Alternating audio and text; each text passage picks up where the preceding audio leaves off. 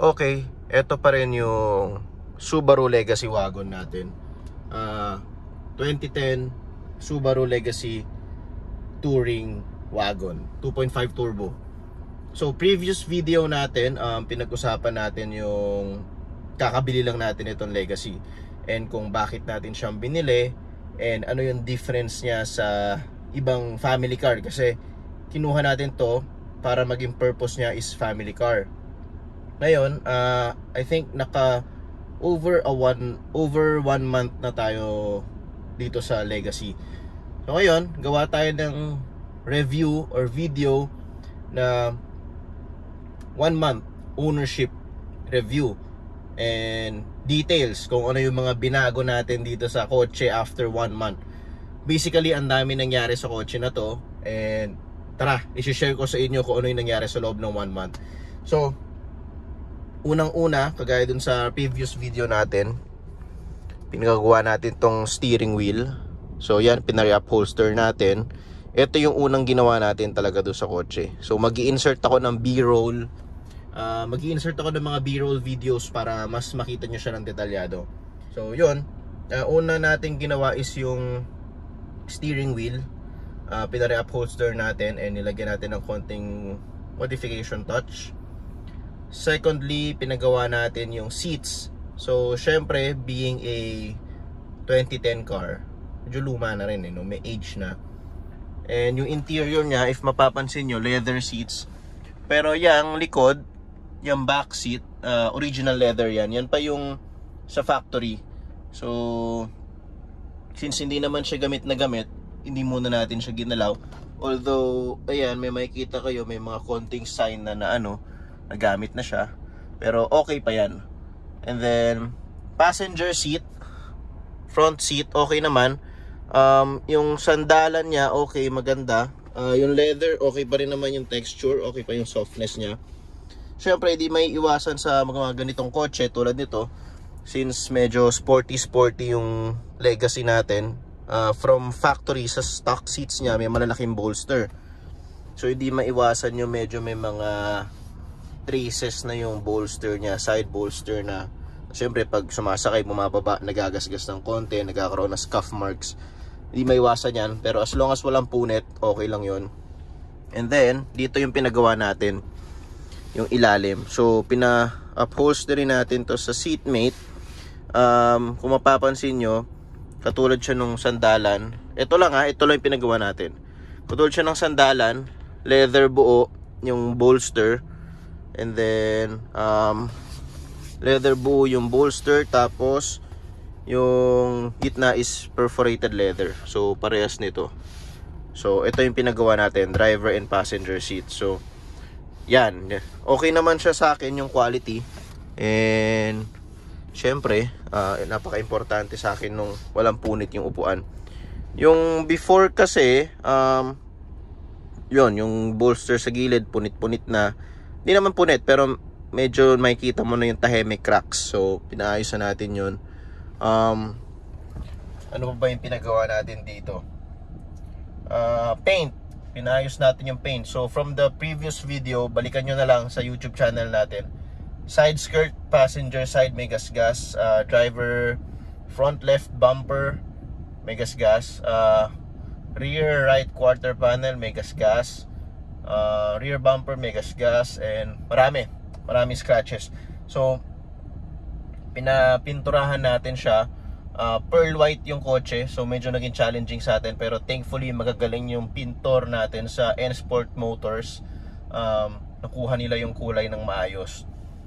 Pinapinturahan natin yung mga panel and hindi siya halatang repainted. Sobrang quality ng pagkakapaint, mamaya makikita nyo. And then wheels. Palit tayo ng wheels. So anong nangyari, wala talaga sa plano right now magpalit ng wheels, pero for some reason nabudol tayo na merong wheels na parang pinakita sa atin kamukha siya ng OEM wheels ng 22B, yung legendary na holy grail na Subaru STI na wheels. Kamukha siya noon, although yun is 17s, itong kinabit natin 18s. Well, 18s kasi yung stock. So 18s na rin yung kinabit natin para syempre ma-recycle natin yung old tires since yung previous owner bagong palit naman. Ideally gusto ko sana mag 19s kasi maganda tignan yung 19 sa mga legacy, nakita ko. Pero number one, pag nag 19s ako, para hindi lumaki yung overall diameter ng wheel, para same pa rin sa spec, mas mamanipis ako na goma. Secondly, if hindi naman ganun yung gawin ko, tataas yung ride height ng kotse and lalaki yung gulong. Kakaroon ng effect sa performance, baka bumagal ng konti yung kotse or mas lumakas sa gas kasi mas mabigat na yung gulong. So nag-stick tayo sa 18s. Yun lang. And then naglagay tayo ng badge sa likod kasi sa Japan merong Legacy tuned by STI. So may TS na badge. Ibig sabihin ng TS is tuned by STI. Bumili tayo ng badge na yun, Shopee. Okay naman yung quality, so nagdikit tayo. So ganun yung route na pupuntahan natin dito is OEM Plus. So gusto natin gawin yung TS build ng Legacy, which is engine wise walang pinagkaiba yon. Same power plant, same engine, same horsepower, torque. Pinagkaiba lang nung TS sa Japan na Legacy is medyo mas mababa siya ng konti yung ride height. And then same, naka Bilstein shocks, parehas nito. And may mga body kits, so parang lip spoiler sa front and side pati rear ng STI lip. So yun yung maybe later on hahanapin natin para makompleto natin yung build. So tara, ikot ko kayo dun sa labas ng auto para mas makita nyo and mas ma-appreciate nyo. So far sobrang happy ako ngayon kasi ang layo na nang nag-iitsura ng auto in just 1 month, isang buwan lang.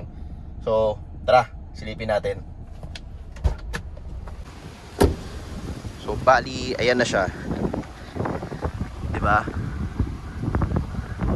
Gold yung wheels natin. And then ito yung badge na sinabi ko, yung TS badge. So originally diyan talaga nakakabit 'yan. And then dito may STI na emblem.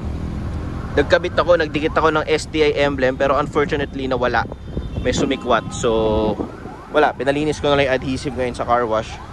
Pero ito yung itsura ng auto ngayon. Comment down below kung ano yung tingin nyo, bagay ba yung gold wheels. And then ayan, STI center cap sa gulong. Yan. Ano sa tingin nyo sa 18s? Bagay ba? Oo, medyo mataas. 5 finger gap. 5 finger gap mataas, pero di muna yan yung priority natin. Syempre binili natin to as family car, so kailangan comfort pa rin yung priority and functionality. And then later on, if topakin tayo, hindi naman tayo magwa-wild kagaya ng ginawa natin sa Honda na nag-coil over tayo. Probably lowering springs, pero tingnan muna natin. Let's see, di yan ang priority natin sa ngayon. Paint, rear bumper bagong repaint. So yan, pantay naman ang kulay. Ang hindi ko na siya napa-repaint is yung hood. Naiwan yung hood kasi kaya ko siya gusto ipa-repaint. Di ko alam kung makikita sa video, pero this area, yung previous owner, parang pina-repaint niya, tapos may masilya, nag-dye back, so lumabas yung parang dilaw ng masilya, pero di naman masyado halata. So pinaiwan na natin yan. Headlights, ito yung naiirita ko ngayon because of the age, and yung previous owner parang walang garahe, so may sun cracks yung headlight. Tignan ko kung makuha natin to sa vapor polish. And then emblem faded pero saka na yan. And then ano pa ba, naglagay tayo ng LED bulb sa fog light. So para mas maliwanag, kasi yung stock na HID niya medyo malabo na, and parang wala pa akong plano magpa-retrofit. And stock halogen kasi yung fog light, so ginawa muna nating LED. And malaking tulong yung pagkakaroon ng LED lights na fog light. Ito pa pala. So yung B-pillar natin before, may mga faded. originally gloss black siya. So ang ginawa ko, bumili ako sa Shopee ng ng PPF na black film, and then DIY ko na lang siya. Dinikitan ko yan all sides. So bakit PPF na black instead na gloss black na sticker film? Kasi well, di ba, katulad ng mga ina-advertise sila, pag PPF na black, scratch proof, mas glossy compared dun sa typical gloss black na sticker, gasgasin. So pag nakita yung gasgas, pangit na tingnan. Ito, pag nagasgas, parang pag naarawan, dapat babalik siya sa dati. So far, it works. So okay tayo dito. Pero yan, ayan yung auto ngayon. Stock look, OEM plus spec look, gold wheels, 18s. Ang spec pala ng wheels natin 18 by 8.5 plus 44 yung offset. So saktong sakto lang yung offset nya. Well, actually mas maganda nga to pag medyo binaba natin, pero saka na. Yung stock wheels natin kasi is 18 by 7.5, 18 by 7.5 tapos plus 55. So sobrang pasok, which is lahat ng stock wheels ganun. So yan yung fitment natin ngayon. Walang yan, walang kulay na hindi magkaiba. Lahat yan pantay-pantay, di ba? And then interior wise, okay na ako, masaya na ako sa kanya. Ito na lang yung medyo nangirita ako. Bakit? Ano niya yung LCD? On natin. Yan, tinan niyo yung LCD, oh. May parang, alam mo yung natunaw siya. So, ayan, oh. Yung mga ganyan. Pag naka-angulo ka, medyo malabo siya. Ayan, oh. Parang malabo siya tingnan, di ba? Kasi na-melt na yung LCD sa init ng araw, eh. Dapat yan parang ganito ko, guys, sa aircon, eh, di ba? Yan, dapat ganyan yan. Pero dahil naluto siya sa araw, yung previous owner before walang garahe, ayan, natunaw yung LCD. Since wala tayong planong mag Pioneer or whatever, yung touchscreen, yung 2 din na head unit, and ayoko naman ng itsura ng mga Android, maghahanap ako ng ganito na used. Mura lang dapat to, nakita ko sa eBay meron mga 2,000 pesos lang, eh. Pero hanap tayo ng used na sariwa yung screen from mga naka-legacy sa Facebook na nagpalit ng aftermarket. Yun, may ikipagpalit tayo or bibili na lang natin ng mura para lang kompleto. Kasi ang ganda ng itsura ng dashboard, eh, oh, as stock form, di ba? So hindi ko gusto yung itsura personally, hindi ko gusto yung itsura ng ng naka touchscreen. Parang mas classy, mas elegante siya tignan dun sa original. That's just me. Syempre iba-iba tayo ng preference. What else? Second week of ownership. Nung nagpa-car wash ako, nagkaroon ng smudges dito. And then pagtingin ko, tumulo yung sunroof. Bakit tumulo? So meron yung drainage. Meron yung drainage dun, eh. So nabarahan ng dumi, parang alikabok na naipon. So nangyari, nung nagpa-car wash ako, yung tubig nag-overflow, yan, nag-mark dun sa ceiling. So ginawa ko, wala, minano-mano DIY detailing, and then sinundot-sundot ko yung drainage dun, which is hose yun sa loob, pa dumaan dito pababa dun sa labas. So para sa mga naka-sunroof, make sure na malinis ang railings nyo, walang mga alikabok na naipon, walang dirts, para maiwasan nyo yung gano'n, nag-overflow. Napaka-importante talaga kung may sunroof ang auto mo is may garahe ka, and lagi mong nililinis yan. Kasi pag yan nasiksikan ng mga dahon na maliliit, or kunyari ino-open mo, nalagyan ng dahon na maliit, di mo alam, nasarado mo, basta lahat ng dumi, dapat at least once a year nililinis nyo yung drainage niyan para maiwasan yung kanina. Kasi ang hassle pag tumutulo yung bubong mo sa loob. So yan, nakailan na tayo? 68,226 kilometers. Nakuha natin siya ng 67,000. So nakakadami-dami na tayo ng mileage dito. in just 1 month. Fuel consumption. Okay, fuel consumption. 2.5 liter turbocharged engine. So, meron siyang 3 modes, di ba? Yung pinag-usapan natin last time. Intelligent, Sport, and then Sport Sharp. Most of the time, nasa intelligent mode ako for city driving para mas tipid. Okay naman siya. City driving, mga 5 km per liter to 7 km per liter. Sagad na yun. Yun na yung pinakamatipid nun. Nung out of town kami, SCTEX, highway driving, ano siya, kaya niya mag 11 km per liter ng highway driving.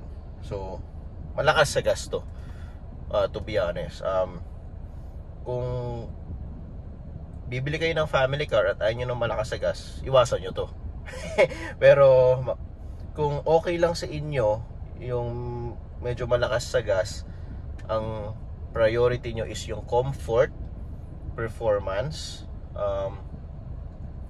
creature comfort, I mean yung interior niya, yung pagkaka-build ng quality ng interior, okay to.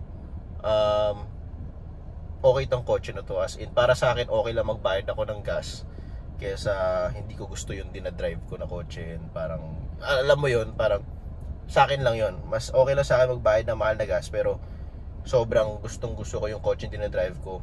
May performance na maganda, comfort, masarap umupo sa loob.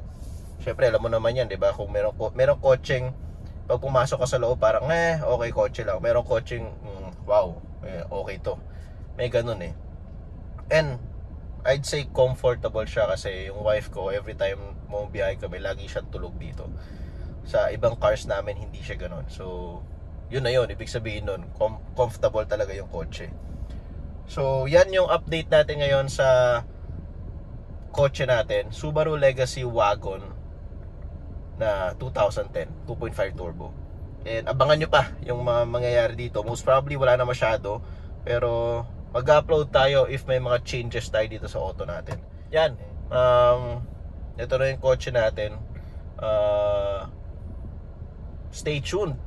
Tignan natin kung ano pa mangyayari nito as we build this car along the way. Next agenda, maintenance, suspension, bushings, and timing belt. So, baka gumawa din tayo ng video dyan. Okay? So, thank you for watching and peace.